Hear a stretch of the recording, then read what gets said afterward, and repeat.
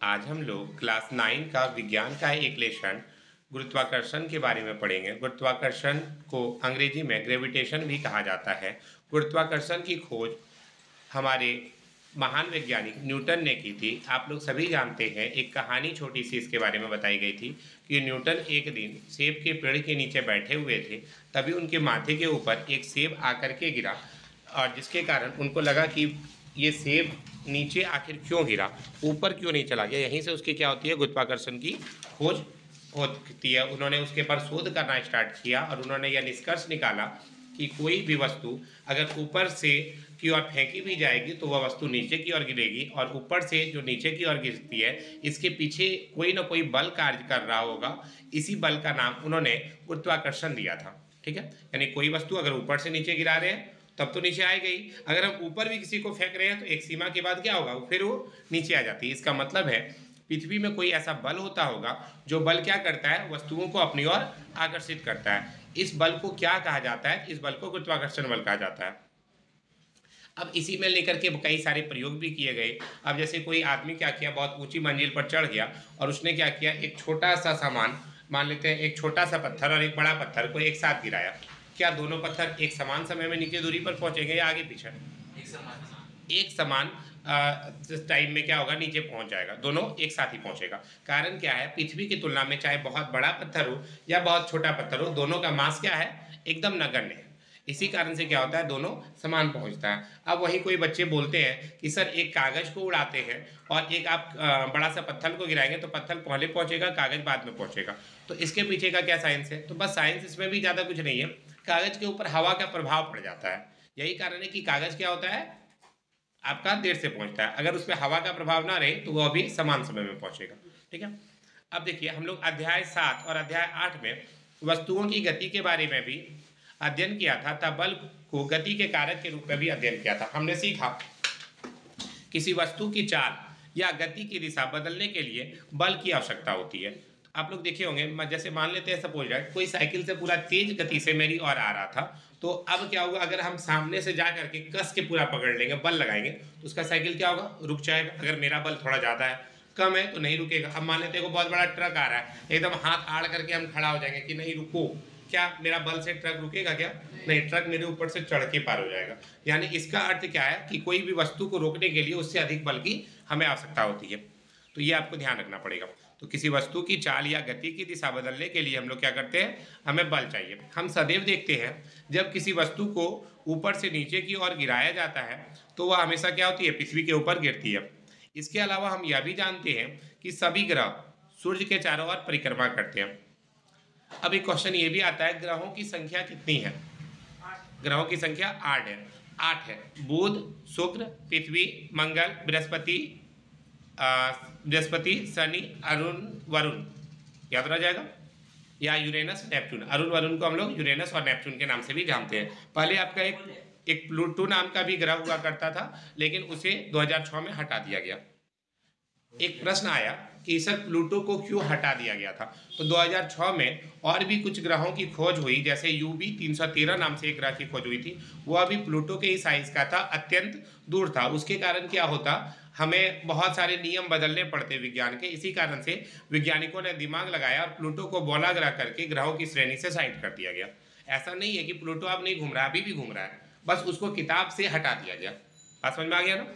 आगे बढ़ते हैं। और ग्रह का नाम में 4 ग्रह होते हैं। शुरू वाले ग्रह को आंतरिक ग्रह बोलते हैं, इनर प्लैनेट्स 4 को, और 4 को बाहरी वाले को आउटर प्लैनेट्स बोलते हैं। शुरू का 4 में आ गया बुध, शुक्र, पृथ्वी, मंगल, और बाद वाला 4 में आ गया बृहस्पति, शनि, अरुण, वरुण। अरुण वरुण को यूरेनस और नेपच्यून के नाम से भी जानते हैं। अब आता है चंद्रमा किसका चक्कर काटता है, तो चंद्रमा पृथ्वी की परिक्रमा करता है। चंद्रमा क्या है, तो चंद्रमा पृथ्वी का उपग्रह है। अगर पूछा जाए कोई कि चंद्रमा पृथ्वी का क्या है, उपग्रह है। उपग्रह को अंग्रेजी में सैटेलाइट कहा जाता है। तो हमारे अर्थ का एकमात्र सैटेलाइट है जिसका नाम मून है। ठीक है, वहीं अगर आप बात करें दूसरे ग्रह की, जैसे मंगल ग्रह की, मंगल ग्रह का कितना सैटेलाइट है? 2 ठो। कौन कौन? फोबोस और डीमोस। चलिए आगे बढ़ते हैं। इन सभी अवस्थाओं में वस्तुओं पर या ग्रहों पर यह चंद्रमा पर कोई ना कोई बल लगना चाहिए और आइजैक न्यूटन ने यह ध्यान दिया था कि इन सभी के लिए एक ही बल उत्तरदायी है। इस बल का नाम उन्होंने गुरुत्वाकर्षण बल कहा था। इस अध्याय में हम लोग गुरुत्वाकर्षण और गुरुत्वाकर्षण के सार्वत्रिक नियम के बारे में भी अध्ययन करेंगे। अब आता है किसी वस्तु का भार एक स्थान से दूसरे स्थान पर किस प्रकार परिवर्तित होता है। सामान्य केस में अगर बोले तो आपका जो भी वस्तु का भार यहाँ है, अमेरिका भी जाइएगा तो उतना ही होगा, लेकिन फिर भी कुछ कुछ जगह है, जैसे ध्रुवों पर अगर आप चले जाते हैं, पृथ्वी के ध्रुव पर आपका नॉर्थ साइड या साउथ साइड एकदम लास्ट छोर पे पहुंच जाएंगे, तो वहाँ पे क्या होगा, वस्तुओं के भार में अंतर हो जाएगा। यह किसके कारण होता है, तो आपका जो F बराबर है, F बराबर आपका जो हम लोग फोर्स लेते हैं ग्रेविटेशनल फोर्स, उसका मान होता है 9.8 ग्रेविटेशनल फोर्स, जी का मान, छोटा वाला जी। लेकिन कहीं कहीं पे क्या हो जाता है, वो 10 हो जाता है। अब बोलेंगे सर 0.2 के कारण इतना फ्लक्चुएशन, बिल्कुल ये बहुत बड़ा डाटा हो जाता है 0.2 के कारण, ठीक है। एकदम हल्का सा डाटा भी आपका बहुत बदल सकता है। अगर मान लेते हैं, आपको एक सिंपल सा एग्जांपल देते हैं। मेरा एक स्टूडेंट है, उसका यूट्यूब पे चैनल बना हुआ है, उसका यूट्यूब पे चैनल पे टोटल 4 करोड़ व्यू जा चुका है। अब अगर 4 करोड़ व्यू गया है, अब तुम सोचो 4 करोड़ आदमी अगर उसको पैसा देगा तो कितना पैसा देगा, बहुत ज़्यादा पैसा हो जाएगा ना। आप ऐसे कुछ समझिए, 4 करोड़ में कितना जीरो, 7 को जीरो, 1 2 3 4 5 6 1 7, इसको अगर हम 0.01 मात्र 1 पैसा से गुना करेंगे कि पर आदमी उसको देखने का 1 पैसा दिया, तो 2 को जीरो तो भी कट जाएगा, उसको कितना पैसा मिलेगा, तो 3 और 1 4, 40,000 रुपया मिलेगा। सोचो पर आदमी अगर 1 पैसा भी उसको दिया होगा वो वीडियो देखने का, तो उसने 40,000 रुपये कमाए। बात समझ में आई। तो छोटा से छोटा डाटा को भी अगर बड़ी संख्या से मल्टीप्लाई किया जाए तो अंतर दिख जाता है। बात समझ में आ गया ना। चलिए आगे बढ़ते हैं। अब आता है द्रवों में वस्तुओं के प्लावन की शर्तों के बारे में भी हम विचार करेंगे। अब आता है गुरुत्वाकर्षण। चंद्रमा किसका चारों ओर चक्कर काटता है, पृथ्वी के चारों ओर चक्कर काटते हैं। किसी वस्तु को जब ऊपर की ओर फेंकते हैं तो वह कुछ ऊंचाई तक ऊपर पहुंचती है, फिर नीचे गिरने लगती है। आप लोग देखे होंगे कोई पत्थर है या कोई पेन है, इसको क्या किया, ऊपर फेंके, लेकिन एक सीमा तक ऊपर जाएगा, उसके बाद क्या होगा, नीचे गिर जाएगा। कहते हैं जब न्यूटन एक पेड़ के नीचे बैठे थे तो एक सेब उन पर आकर के गिरा था। तब न्यूटन सोचने लगे भाई नीचे क्यों गिरा, ये ऊपर कहीं चला गया। तो यहीं से उसको लगा कि पृथ्वी क्या करती है, सेब को अपनी ओर आकर्षित करती है। न्यूटन ने ये पता लगाया था कि यदि पृथ्वी क्या करती है, सेब को अपनी ओर आकर्षित कर सकती है, तो क्या ये चंद्रमा को आकर्षित नहीं कर सकती। अगर सीधा सा बात है, चंद्रमा भी तो ऊपर में लटका हुआ है, कभी ऐसा भी तो हो सकता है चंद्रमा गिर जाता, तो ये गिरता क्यों नहीं है, कुछ तो रीजन होगा। तब इसको पता चला कि भाई हो सकता है कि चंद्रमा भी क्या करता होगा, वो भी फोर्स लगाता होगा, यो फोर्स लगाता होगा, इसी कारण से वो क्या हो रहा है, उसी के चारों ओर क्या कर रहा है, चक्कर काट रहा है। अब देखो, उन्होंने अनुमान लगाया कि दोनों अवस्था में एक ही प्रकार का बल उत्तरदायी है। उन्होंने तर्क दिया, अपनी कक्षा के प्रत्येक बिंदु पर चंद्रमा किसी सरल रेखीय पथ पर गति नहीं करता, नहीं तो वह क्या होता, पृथ्वी की ओर गिर जाता। वह अवश्य है कि वह पृथ्वी के द्वारा आकर्षित होता है। चंद्रमा की बात करें तो चंद्रमा के बारे में क्या बताया गया, अपनी कक्षा के प्रत्येक बिंदु पर चंद्रमा क्या होता है, किसी सरल रेखीय पथ पर गति नहीं करता, बल्कि वह कैसा गति करता है, गोल वाला शेप में गति करता होगा। लेकिन हाँ, पृथ्वी के द्वारा कहीं ना कहीं आकर्षित होता ही है, लेकिन फिर भी वह गिरता नहीं है। अब देखिए, आप कुछ ऐसे समझिए, मान लेते हैं हम रस्सी ले लेते हैं, ठीक है। सपोज ये पूरा आपका एक रस्सी है, ठीक है, ये रस्सी है, इसके किनारा पर मैंने क्या किया, कोई भी चीज को बांध दिया। सपोज मैंने क्या किया, इसके किनारे पर एक पत्थर को बांध दिया, ठीक है। अब मैं इसको क्या कर रहा हूँ, घुमा रहा हूँ। अब घुमा रहा हूँ, क्या ये जो इसमें लगा हुआ है, ये गिरेगा तो कहाँ गिरेगा, हमको कभी चोट लगाएगा क्या, ये नहीं। ये अगर आप पूरा घूमते चले जाएगा, ये पत्थर क्या होगा, बाहर की ओर फेंका जाएगा आप लोगों की तरफ। सही बोले ना, क्या अंदर गिरेगा, क्या नहीं गिरेगा। तो बस इसी चीज को इसने दिखाने का प्रयास किया था कि आप एक रस्सी में अगर पत्थर को बांध करके घुमाएंगे तो वह पत्थर बाहर की ओर गिर सकता है, अंदर की ओर नहीं गिरेगा। तो यह क्या करता है, इसी तरह हम अगर घुमा रहे हैं तो हम पृथ्वी हो गए और चंद्रमा क्या हो गया, वो पत्थर हो गया जो पूरा चारों ओर घूम रहा है। ध्यान रखिएगा। आप देखिए, अब आता है धागे को छोड़ने से पहले पत्थर एक निश्चित चाल से वृत्ताकार पथ में गति करता है, तब प्रत्येक बिंदु पर उसकी गति की दिशा बदल जाती है। दिशा के परिवर्तन में वेग परिवर्तन या त्वरण होता है, जिस बल के कारण यह त्वरण होता है और जो वस्तु को वृत्ताकार पथ में गतिशील करता है उसको क्या बोलते हैं? अभिकेंद्रीय बल बोलते हैं। इंग्लिश में बोले तो सेंट्रीपिटल फोर्स। एक बार रिपीट कर दे रहे हैं, देखो एक बार रिपीट कर रहे हैं। मैंने कहा था जब किसी धागे को में अगर हम पत्थर बांध के घुमा रहे हैं तो ऐसी स्थिति में क्या हो रहा है, वो पत्थर क्या हो सकता है, गिरेगा भी तो बाहर की ओर गिरेगा, ठीक है, मेरा अंदर की ओर नहीं गिरेगा। इसके में आपका क्या कहा जा रहा है, तो ये जो त्वरण होता है जो वस्तु को वृत्ताकार पथ में गतिशील रखता है वह बल केंद्र की ओर लगता है। वह बल कहाँ लगता है? केंद्र की ओर लगता है। और इस बल को अभिकेंद्रीय बल यानी सेंट्रीपिटल फोर्स कहते हैं। क्या बोलते हैं? Centripetal force. आगे बढ़ते हैं। और इस बल की अनुपस्थिति में पत्थर एक सरल रेखा से मुक्त रूप में गतिशील हो जाता है। यह सरल रेखा वृत्तीय पथ पर स्पर्श रेखा होगी। अब देखो, वृत्त पर स्पर्श रेखा, कोई सरल रेखा जो वृत्त से केवल एक ही बिंदु पर मिलती है वह वृत्त की स्पर्श रेखा कहलाती है। क्या बोले, हम फिर से एक बार रिपीट करें। कोई भी अगर सरल रेखा की अगर बात करें, सरल रेखा जो वृत्त के केवल एक ही बिंदु पर मिलती है उसको क्या बोलते हैं? स्पर्श रेखा कहा जाता है। पृथ्वी के चारों ओर चंद्रमा की गति जो होती है यह किसके कारण है? तो अभिकेंद्र बल के कारण है। एक क्वेश्चन ये भी पूछा जा सकता है, पृथ्वी के चारों ओर जो चंद्रमा गति करता है वह किस बल के कारण करता है? तो अभिकेंद्र बल, जिसको इंग्लिश में सेंट्रीपिटल फोर्स के नाम से भी जानते हैं, ठीक है। अभिकेंद्र बल पृथ्वी के आकर्षण बल के कारण मिल पाता है। यदि ऐसा कोई बल ना हो तो चंद्रमा एक समान गति से सरल रेखीय पथ पर चलता है। लेकिन चंद्रमा एक समान चलता है क्या सरल रेखीय पथ पर? सरल रेखीय मतलब सिंगल लाइन में चलता है। लाइन में चलता है क्या? वो क्या करता है? गोल गोल घूमता है चंद्रमा। किसके गोल गोल घूमता है? पृथ्वी के चारों ओर घूमता है। पृथ्वी किसके चारों ओर घूमती है? सन के चारों ओर। ध्यान रखिएगा। देखिए, क्वेश्चन कभी कभी ऐसे भी आ जाता है कि पृथ्वी किसके चारों ओर घूमती है? तो सूर्य के चारों ओर घूमती है। और चंद्रमा किसके चारों ओर घूमती है?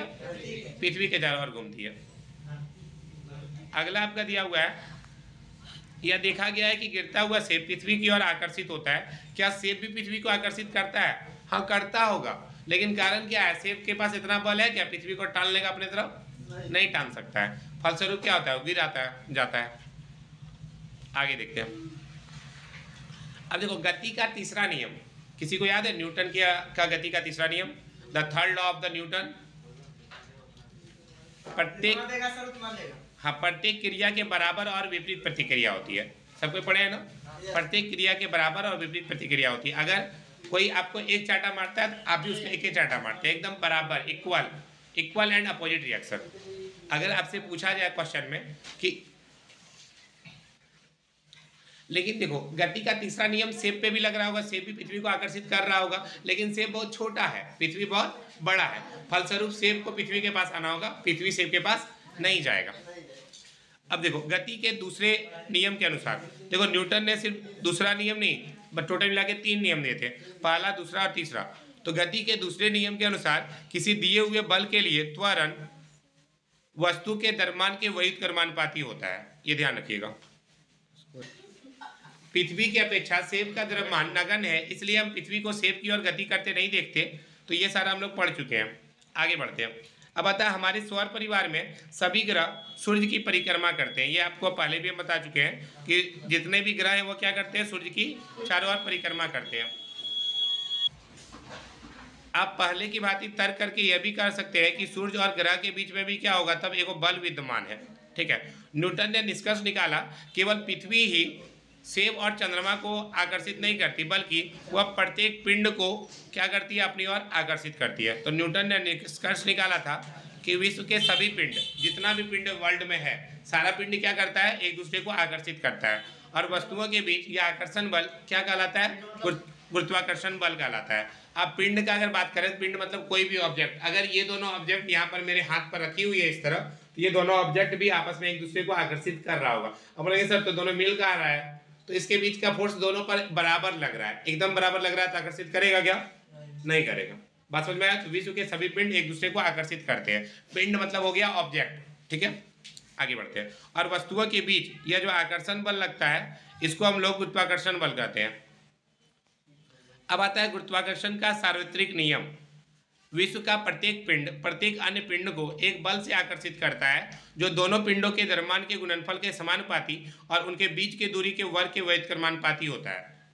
इसी को हम लोग क्या बोलते हैं? गुरुत्वाकर्षण का सार्वत्रिक नियम, ध्यान रखिएगा।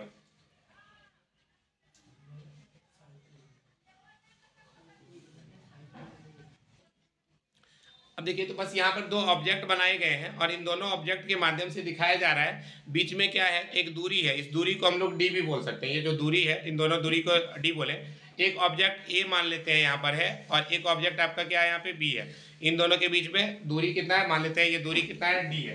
तो इसका एक फॉर्मूला भी होता है, नीचे में देखिए लिखा हुआ है आपका F बराबर कैपिटल जी। ध्यान दीजिएगा, कैपिटल जी और स्मॉल जी दोनों का मतलब अलग अलग होता है। अब सर दोनों का मतलब क्या है, तो कैपिटल जी का मान होता है 6.67 इंटू 10 टू द पावर -11। एक बार चेक कर लीजिएगा, नीचे में लिखा हुआ था आपका, हाँ 6.67 into 10 to the power -11 newton metre square पर केजी स्क्वायर होता है, बड़ा वाला जी का मान, ठीक है। और यहाँ पर देखिए दो को एम लिखा हुआ है ना, एक बड़ा एम है और एक बोले तो छोटा एम है। तो ये बड़ा एम की अगर बात करें, बड़ा एम बड़ा वस्तु को बताएगा, छोटा एम छोटा वस्तु को बताएगा, और डी किसको बताएगा, दूरी को बताएगा। डी की अगर बात करें ना तो डी आपका दूरी को बता रहा है। तो इसकी मदद से हम क्या कर सकते हैं, पता कर सकते हैं कि दो वस्तुओं के बीच में बल कितना लग रहा है, ठीक है। ये आपका फॉर्मूला है, आपको याद करना पड़ेगा ये फॉर्मूला, ठीक है। आपका एग्जाम में क्या करेगा, ये फॉर्मूला पूरा दे देगा, ठीक है। और इसमें कहीं हो सकता है स्क्वायर छोड़ दे, या फिर छोटा जी की जगह बड़ा जी की जगह छोटा जी कर दे, और उल्टा पुल्टा करके पूछ देगा आपसे कि कौन सा सही है, ध्यान रखिएगा। आगे बढ़ते हैं। तो बस देखिए वही चीज को एक्सप्लेन करने का काम किया है। बड़ा एम बड़ा वस्तु को बताता है, छोटा एम छोटा वस्तु को बताता है। अब आता है आपका, तो ये आपका वस्तु का भी दिया होगा, दोनों पिंडों के बीच कितना आकर्षण बल लग रहा है, तो F बल लग रहा है। तो गुरुत्वाकर्षण का सार्वत्रिक नियम के अनुसार हम इसको निकाल भी सकते हैं। F is directly proportional to M into m. अब ये सर ये डायरेक्टली प्रोपोर्शनल क्या है, तो ये जो साइन मैंने लिखा, ये साइन जो है आपका, ये साइन जो आपका बता रहा है वो डायरेक्टली प्रोपोर्शनल को बता रहा है, ठीक है। मतलब अगर इस m का दाम बढ़ेगा, अगर इसका वैल्यू बढ़ेगा तो f का भी वैल्यू बढ़ेगा, छोटा m का भी वैल्यू बढ़ेगा तो f का वैल्यू बढ़ेगा। मतलब जितना ज्यादा वजन का वस्तु फोर्स उतना अधिक। आप एक नॉर्मली देखिए, अगर अभी हमको इसको फेंकना है आपके पास, बहुत आसानी से फेंक सकते हैं। अब अगर हम बोले ये वाला उठा के फेंकें, क्या ये जितना दूर जाएगा उतना दूर हम बड़ा वस्तु को फेंक पाएंगे? नहीं, क्यों? क्योंकि उसमें बल हमको ज्यादा लगाना पड़ेगा, इसमें बल कम लगाना पड़ेगा। आगे बढ़ते हैं। अब आता है आपका दोनों पिंडों के बीच लगने वाला बल उनके बीच के दूरी के वर्ग के व्युत्क्रमानुपाती होता है। ये लाइन भी आपको याद करना है कि अगर कोई दो पिंड है, दो ऑब्जेक्ट है, ठीक है, तो उन दोनों के बीच में जो बल लगता है वो किसके विपरीत में लगता है, तो उसका दूरी। अगर दूरी बढ़ जाएगी तो क्या होगा, बल कम लगेगा, और दूरी नजदीक आ जाएगी तो बल बेसी लगेगा। अभी सिंपल सा भी हम बोले, अगला लाइन का बच्चा लोग बदमाशी नहीं कर सकता है, क्या है भाई, दूरी हम लोग का बहुत कम है, हम आराम से पीट सकते हैं, लेकिन उधर दूरी क्या हो जाएगी, अधिक हो जाएगी, तो अब आराम से पीट पाएंगे क्या? नहीं। तो इसलिए वहां पर क्या होता है, फोर्स मेरा कम लगेगा, नजदीक वाला पे फोर्स बेसी लगेगा। चलो आगे देखते हैं। अब आता है, तो इसी को, अब ये जो डायरेक्टली प्रोपोर्शनल का साइन है, इसको हटाने के लिए हम लोग उस जगह पे एक स्थिरांक का प्रयोग करते हैं जिसका नाम है जी। जिसका नाम क्या है आपका? जी, बड़का जी। बहुत कोई इसको जो है याद करने के लिए बड़ा जी बोलते हैं, और एक होता है छोटा जी। छोटा जी का मान 9.8, और बड़ा जी का मान कितना होता है, 6.67 गुना 10 to the power -11 newton metre square पर केजी स्क्वायर। अब अगर मान लेते हैं कभी इसी जी का मान निकालना हो तो आप निकाल भी सकते हैं, फॉर्मूला को उल्टा करके, F into D square divided by M into m, ध्यान रखिएगा। अब आता है समीकरण 9.5 में बल, दूरी और द्रव्यमान के मात्रक प्रतिस्थापित करने पर हमें जी के एसआई मात्रक प्राप्त होंगे। अब जी का एसआई मात्रक क्या होता है, क्वेश्चन में ये भी आ सकता है आपका कि जी का एसआई मात्रक क्या है, कोई बताओगे क्या है? लिखा हुआ है देखिए, न्यूटन मीटर स्क्वायर पर केजी स्क्वायर। जी का एसआई मात्रक क्या है? न्यूटन मीटर स्क्वायर पर केजी स्क्वायर। न्यूटन किसका मात्रक है? बल का मात्रक है, ठीक है, ध्यान रखिएगा, न्यूटन मीटर स्क्वायर पर केजी स्क्वायर। अब एक नाम है हेनरी कैवेंडिश। अब देखो, एक हेनरी कैवेंडिश नाम के साइंटिस्ट थे, उन्होंने एक सुग्राही तुला का उपयोग करके इसका मान ज्ञात किया था। किसने? हेनरी कैवेंडिश ने। हेनरी कैवेंडिश का जन्म 1731 में हुआ है और इनकी मृत्यु 1810 में हुई थी। चलिए आगे बढ़ते हैं। हम जानते हैं कि किन्हीं भी दो भी वस्तुओं के बीच में क्या होता है, आकर्षण बल विद्यमान होता है, ये ध्यान रखिएगा। गुरुत्वाकर्षण का नियम सार्वत्रिक इस अभिप्राय से है कि यह सभी वस्तुओं पर लागू होता है, चाहे वे वस्तुएं बड़ी हो, छोटी हो, खगोलीय हो या पार्थिव हो, कुछ भी वस्तु रहेगा सब पे यह नियम लागू होता है। अब देखो एफ डी के वर्ग के व्युत्क्रमानुपाती होता है। मान लेते हैं यदि डी को 6 गुना कर दिया जाएगा तो एफ का मान क्या होगा, 36वां भाग रह जाएगा। मतलब डी का वैल्यू को बढ़ाते जाओ, दोनों का दूरी को बढ़ाते जाओगे तो बल कम लगेगा। अगर आप लोग यहाँ बैठे हैं, करीब वाला पे बल सबसे ज्यादा है, दूर वाला पे बल और कम है, और जो रोड पे घूम रहा होगा उस पे बल मेरा और कम हो जाएगा। ठीक है, आगे बढ़ते हैं। एक क्वेश्चन है आपका, पृथ्वी का द्रव्यमान दिया हुआ है कितना है, 6 गुना 10 पर पावर 24 kg था। चंद्रमा का द्रव्यमान दिया हुआ है 7.4 गुना 10 पर पावर 22 kg। यदि पृथ्वी और चंद्रमा के बीच की दूरी 3.84 गुना 10 पर पावर 5 किलोमीटर है, तो पृथ्वी द्वारा चंद्रमा पर लगाए गए बल का परिकलन कीजिए। देखिए यहाँ पर आप ध्यान से देखिएगा, आपके पास एक फॉर्मूला दिया गया है, F बराबर capital G m into m divided by D square. मेरे पास G का मान हम लोगों को प्रश्न में दे दिया गया था 6.7 गुना, थोड़ा सा हम बड़ा स्पेस ले लेते हैं क्योंकि इन सब क्वेश्चनों में आपको स्पेस ज्यादा चाहिए, तो चलिए हम मिटा करके थोड़ा सा ले लेते हैं। F बराबर जी एम बटा डी स्क्वायर। अब देखिए G का मान दिया हुआ है 6.7 into 10 to the power -11 newton metre square पर केजी स्क्वायर, ये आपका दिया हुआ था, इंटू कैपिटल M का मान अगर बोले तो कैपिटल M का मान दिया हुआ है 6 into 10 to the power 24 kg, और स्मॉल m का मान दिया हुआ है 7.4 into 10 to the power 22 kg, और डिवाइडेड बाय डी स्क्वायर बोला है, तो डी का मान कितना दिया हुआ है, स्क्वायर है, यानी कि हमको क्या करना है, इसको 2 बार लिखना पड़ेगा और 2 बार लिख करके सॉल्व करना पड़ेगा। तो चलिए 2 बार लिख लेते हैं, स्क्वायर है यानी कि 2 बार, तो डिस्टेंस मेरा दिया हुआ है 3.84 into 10 to the power 5 kilometre into 3.84 into 10 to the power 5 kilometre, ये मेरा दिया हुआ है। अब देखिए मैं काटने का प्रयास करता हूँ। पहले हम क्या करते हैं, जितना भी जो डाटा दिया हुआ है, ठीक है, जो कोई वर्ड के रूप में जैसे 6.7 6 7.4 डिवाइडेड बाय, इधर देख लीजिए 3.84 इंटू 3.84, इसको एक साथ कर दिया, इंटू 10 पर पावर, देखिए एक मैं 10 लिखता हूँ, एक क्या करता हूँ बड़ा सा 10 लिखता हूँ, और ऊपर वाले आप लोग इतना तो जानते ही है कि ऊपर में अगर रहे सारा चीज तो क्या होता है, ऐड होता है, तो -11 प्लस 24, और इधर आपका 22 आपका जोड़ में है तो जोड़ 22, नीचे में देखिए 10 पर पावर 5 था ना, ये 5 अगर ऊपर जाएगा तो माइनस में हो जाएगा, ये भी 5 आपका नीचे में है, ऊपर जाएगा तो क्या होगा, माइनस में हो जाएगा। अब डाटा की बात करते हैं, क्या क्या यूनिट लगा हुआ था, तो न्यूटन मीटर स्क्वायर पर केजी स्क्वायर लगा हुआ था। उसके बाद देखिए केजी इंटू केजी है, फिर मैं केजी लिख देता हूँ, बटे क्या है आपका किलोमीटर किलोमीटर, तो हमको पहले किलोमीटर को किसमें बदलना था, मीटर में बदलना था, मैंने तो बदला नहीं है, तो अभी मैं क्या करता हूँ किलोमीटर किलोमीटर ही रहने देता हूँ, मैं इसको पूरा काटूंगा नहीं, सुधार लूंगा अपनी गलती को। केजी स्क्वायर से आपका डबल केजी कट जाएगा। आगे देखिए आपका,